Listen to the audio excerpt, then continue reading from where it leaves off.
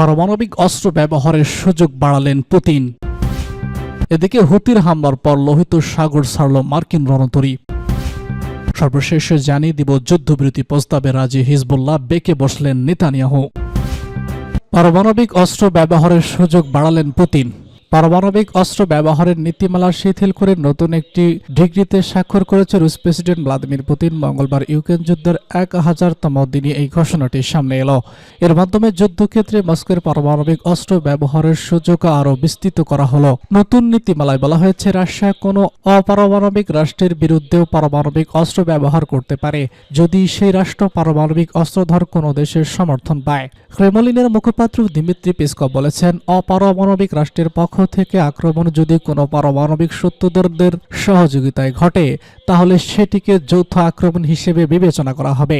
তিনি এটিকে বর্তমান পরিস্থিতির সঙ্গে সামঞ্জস্যপূর্ণ করার জন্য একটি অত্যন্ত গুরুত্বপূর্ণ নথি হিসেবে উল্লেখ করেন। পেসকভ বলেছেন, এই নীতিমালা রাশিয়ার উপর বড় ধরনের বিমান হামলা হলে পারমাণবিক অস্ত্র ব্যবহারের অনুমতি দেয়। এমনকি যদি সেই হামলায় কেবল প্রচলিত অস্ত্র ব্যবহৃত হয় তবু পারমাণবিক অস্ত্র ব্যবহার করতে পারে মস্কো।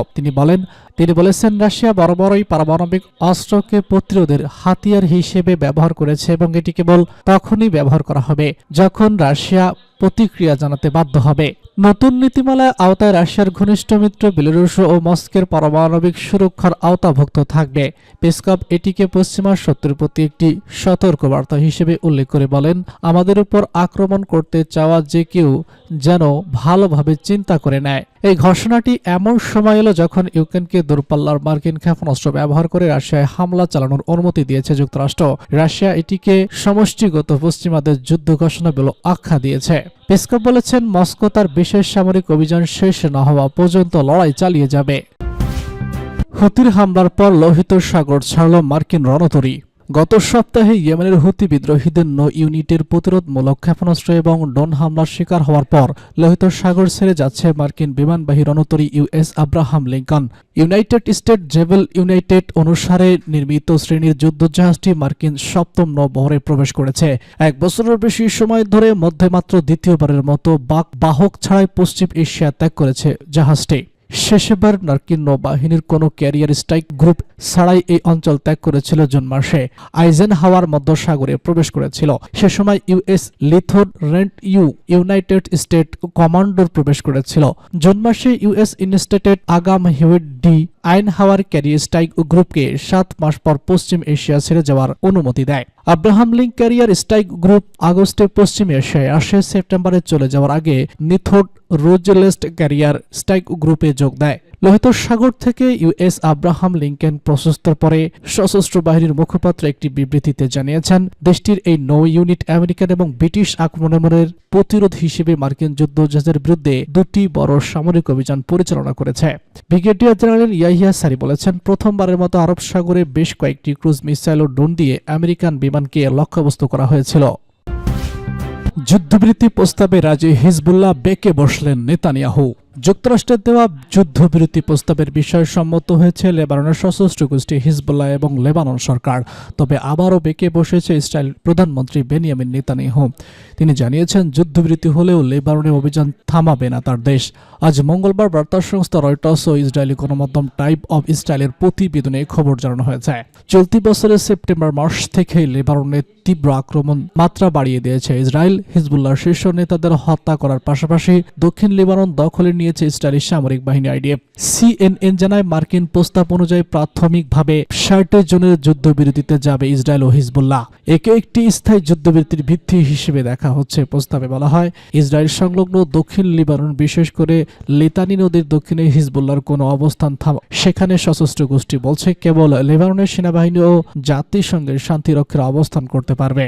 মার্কিন প্রস্তাবে ইসরায়েল বাহিনীকেও দক্ষিণ লেবানন থেকে সরে আসার কথা বলা হয়েছে।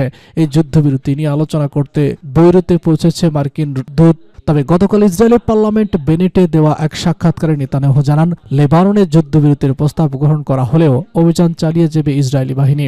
তিনি বলেন, কাগজে কি থাকবে সেটা গুরুত্বপূর্ণ না, কাগজে সই করা হলেও আমাদের উত্তরে আক্রমণ চালিয়ে যেতে হবে। যুদ্ধবিরতি ঘোষণা করা হলেও সেটা মানার নিশ্চয়তা দিতে পারছি না।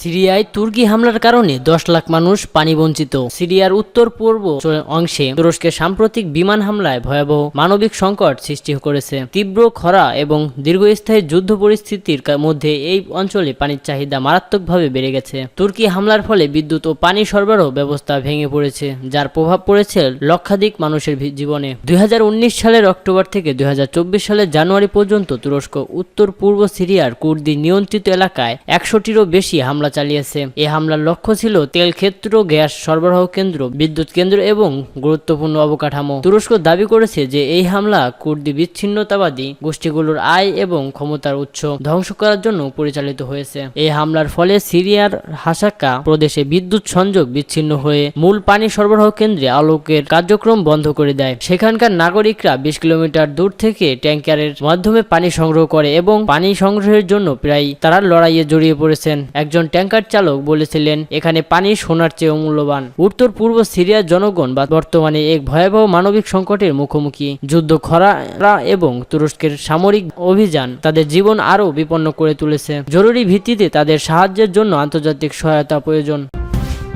G20 সম্মেলনে গাজা ও লেবাননে যুদ্ধবিরতির আহ্বান। সম্প্রতি ব্রাজিলে অনুষ্ঠিত G20 সম্মেলনে নেতারা গাজা ও লেবাননে সম্পূর্ণ যুদ্ধবিরতির আহ্বান জানিয়েছেন এবং দরিদ্র হ্রাস, জলবায়ু পরিবর্তন মোকাবিলা ও ধনী ব্যক্তিদের উপর কর আরোপের মতো বিষয়গুলোতে বৈশ্বিক সহযোগিতার প্রয়োজনীয়তার উপর জোর দিয়েছেন। সোমবার ব্রাজিলের রিও ডি জেনেইরোর আধুনিক শিল্প জাদুঘরে G20 শীর্ষ সম্মেলনে অনুষ্ঠিত হয়। বৈশ্বিক উত্তেজনা এবং যুক্তরাষ্ট্রের নবনির্বাচিত প্রেসিডেন্ট ডোনাল্ড ট্রাম্পের শীঘ্র ক্ষমতা গ্রহণের প্রেক্ষাপটে এই সম্মেলন বৈশ্বিক ঐক্য জোরদার করার লক্ষ্যে আয়োজিত হয়। 2 দিনের এই সম্মেলনের প্রথম দিন ইউক্রেন সংকট আলোচনার কেন্দ্র ছিল।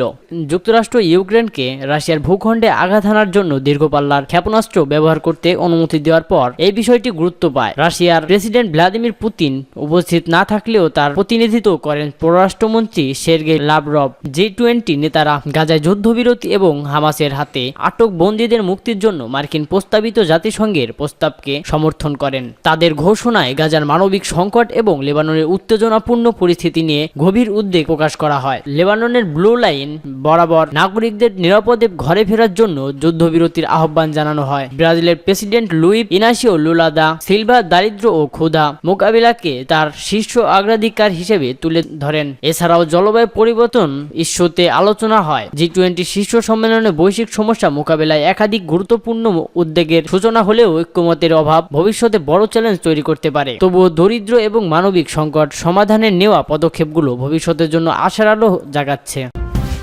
30 মিনিটে যাওয়া যাবে ভারত থেকে যুক্তরাষ্ট্র। বিশ্বের এক প্রান্ত থেকে আরেক প্রান্তে যাত্রার সময় কমিয়ে এনেছে বিমান। সড়কপথে যেসব জায়গায় যাওয়া অনেক সময় সাপেক্ষ তা এখন ঘন্টার অঙ্কে এনে দাঁড় করিয়েছে আকাশপথের যোগাযোগ ব্যবস্থা। তবে এবার দিল্লি থেকে যুক্তরাষ্ট্র পাড়ি দেওয়া যাবে মাত্র 30 মিনিটে, যা স্বাভাবিক সময়ে 18.5 ঘন্টায় পাড়ি দিতে হয়। সম্প্রতি ভারতীয় সংবাদ মাধ্যম NDTVর এক প্রতিবেদনে এ তথ্য জানানো হয়েছে। প্রতিবেদনে বলা হয়েছে, মার্কিন নির্বাচনে জয় পাওয়া রিপাবলিকান পার্টির প্রার্থী ডোনাল্ড ট্রাম্পের সরকারি অংশ হতে যাচ্ছেন ইলন মাস্ক। তিনি জানিয়েছেন, যুক্তরাষ্ট্রের সান ফ্রান্স থেকে ভারতের রাজধানী নয়াদিল্লিতে আসা যাবে মাত্র 30 মিনিটে। NDTV জানিয়েছে, ডোনাল্ড ট্রাম্পকে দ্বিতীয়বার মার্কিন প্রেসিডেন্ট করতে সবসময় পাশে ছিলেন ইলন মাস্ক। নির্বাচনী প্রচারণায় তিনি শ্রম দিয়েছেন এবং অর্থ ব্যয় করেছেন। ভোটে জয় পেয়ে ভারতীয় বংশোদ্ভূত বিবেক রামাস্বামীর সঙ্গে ইলন মাস্কের যৌথভাবে ডিপার্টমেন্ট অব গভর্নমেন্ট ইফিসিয়েন্সি দায়িত্ব দিতে যাচ্ছেন ট্রাম্প। মাস্ক ঘোষণা দিয়েছেন, ট্রাম্প জেতার পর স্পেস এক্স এবার পৃথিবীতে মহাকাশ ভ্রমণের প্রকল্প নতুন গতি পাবে। দ্রুত এটি বাস্তবে রূপ নেবে। প্রায় 1 দশক আগে ইলন মাস্কের প্রতিষ্ঠান স্পেস এক্স স্টারশিপ রকেট তৈরির প্রস্তাব করেছে। তাদের দাবি এটি হবে বিশ্বের সবচেয়ে শক্তিশালী এবং গতিময় যান। এটি এক মহাদেশ থেকে অন্য মহাদেশ নজরবিহীন সময়ে পাড়ি দিতে পারবে। এছাড়া প্রতি যাত্রায় এটি 1000-এর বেশি যাত্রী পরিবহন করতে পারবে। প্রতিবেদনে বলা হয়েছে, স্টারশিপ লস অ্যাঞ্জেলেস থেকে টরন্টো যেতে 24 মিনিট সময় লাগবে। এছাড়া লন্ডন থেকে নিউ ইয়র্ক 29 মিনিটে, সান ফ্রান্সিসকো থেকে নয়াদিল্লি 30 মিনিটে এবং নিউ ইয়র্ক থেকে সাংহাই 39 মিনিটে পাড়ি দেওয়া যাবে। মাস্ক বলেন, প্রকল্পটি বাস্তবায়ন করতে পারলে ব্যবসায়ী ও ভ্রমণ পিপাসুদের অনেক সময় বেঁচে যাবে। তবে এ ভ্রমণের পিছনে অনেক অর্থ ব্যয় করতে হবে।